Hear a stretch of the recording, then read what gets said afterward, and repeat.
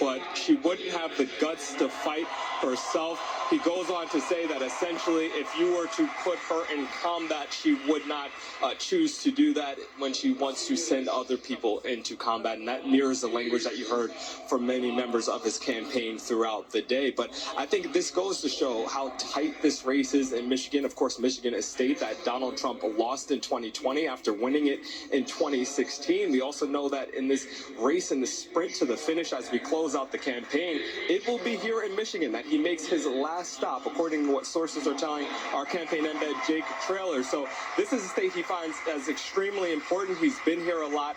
He's back now, and it's clear he's trying to clean up that message and what he said about Liz Cheney as he tries to shift the messaging here to something more along the lines of economy and a focus on auto workers. Shaq, thanks so much. Aaron, let's bring you in here. Today is the last day Vice President Harris is scheduled to be in Wisconsin before the election. So what's the campaign saying about her closing message?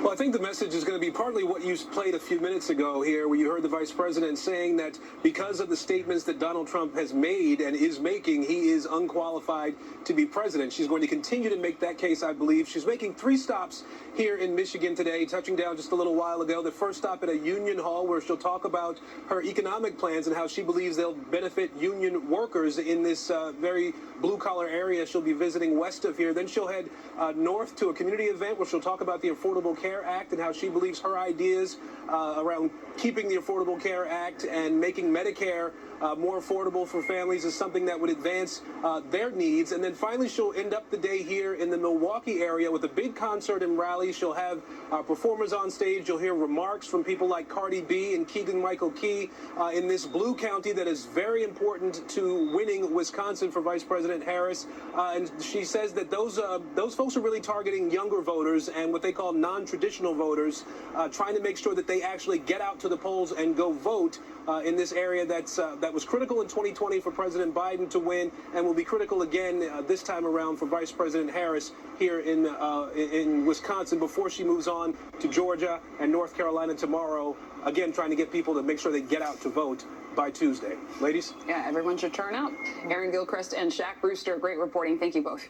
Millions of people are going to be casting their ballots in this final weekend, actually, ahead of Election Day. Across the country, nearly 65 million people have already voted early. NBC News correspondent Liz Kreutz is at a polling location in Scottsdale, Arizona. Liz, good to see you out there. Today, of course, is the last day of early voting in Arizona. This year, the ballot for most voters in the state is pretty long, 2 pages. So explain why that is and how much of an impact that's having on those wait times. Hey guys, yeah, it is a beast of a ballot. Some contests on average have 79 contests on the ballot that people are voting on, and they're important initiatives. There's an abortion access initiative, a border security initiative, all propositions that are actually helping drive turnout and get people to the polls. But because it's so long, it is simply just taking longer to fill out. Some people are saying 15 to 30 minutes if they're going in to vote and haven't made a plan or don't really know exactly how they're voting on every issue. So take a look. That's leading to these longer lines at polling locations. This is here in Scottsdale in Maricopa County, an area that leans Republican, but has a lot of those so-called McCain Republicans that went for Biden in 2020. And Democrats are hoping that they can continue to win those same voters over this cycle if they want to win Arizona. But the Republican Party is making a big ground game here. In fact, at this polling location at the parking lot, they're handing out this voter guide, a conservative voter guide, walking voters through how they want them to vote on the ballot, hoping that will ease things. Here's what some voters had to say about this line. Did you expect such a long line? Not particularly, but again, it's okay that there's a long line. I'll wait however long it takes. Were you guys aware there'd be such a long line? Were you surprised to see this? Kind of expected it, yeah. Yeah? Yeah. Why are you guys out here to vote? What made you want to come out and vote in person today? Excited, right? Yeah, just to make sure we're getting it done and not do it at the last minute. They moved it into a tiny room so they can't get more voting booths and more employees, knowing that the line will build, knowing that people won't be able to remain and sit through this long line to get to vote.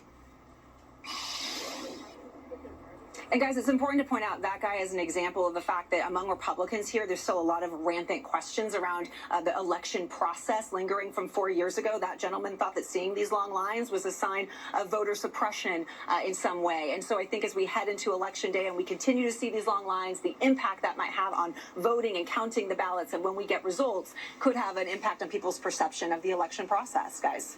All right, so interesting. Liz Kreutz, thank you. And be sure to join us for complete Decision 2024 coverage on election night next Tuesday. Special coverage begins at 5 p.m. Eastern. That's 2 p.m. Pacific time on NBC News Now. And then it picks up on your local NBC station, 7 Eastern, 4 p.m. Pacific time. I'll also be anchoring the overnight, so if you're staying up late, you'll see me there.